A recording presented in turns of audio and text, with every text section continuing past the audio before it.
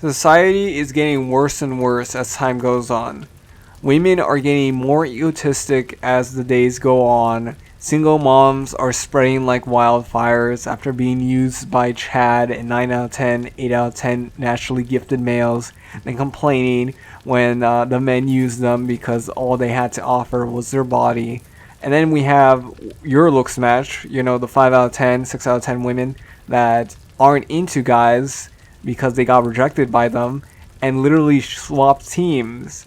They become gender neutral and all that other nonsense. They put up flags. They literally do everything to make them stand out because they got rejected, and now they're out of the game. So basically, they don't want unattractive males at all. Like, if they were going to be able to actually give you a chance and lower their, standard, because average males are 2 out of 10s now, they wouldn't even give you a chance. So that's screwed up.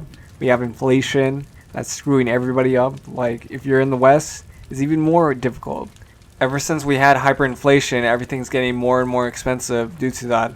Literally, dollar stores don't even exist anymore. It's now $1.25, $2, $3.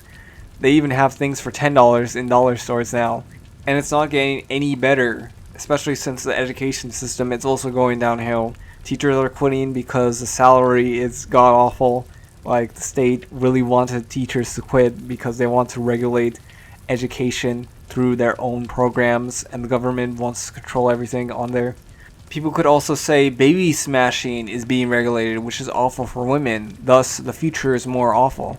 On the contrary, baby smashing, it was a scapegoat for women, especially when they were young and could get any hot guy they would want, in a sense, and have no consequences with that. So in case something slipped up, something went bad, they had baby smashing as a scapegoat.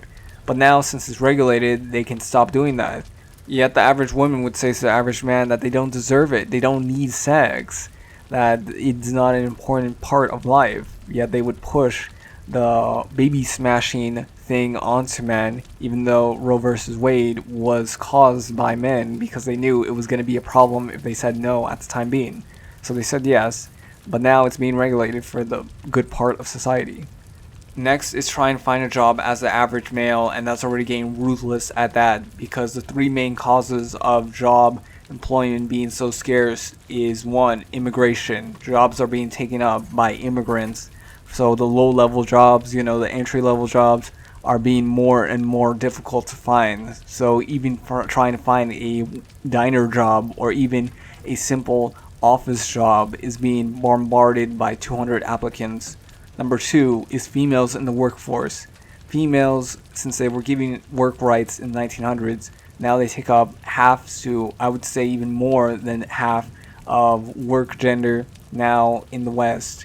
So if you're trying to find a job, most likely a manager position would be given to a female. Number three is the boomers who won't necessarily retire, since retirement age is getting more and more increased as time goes on.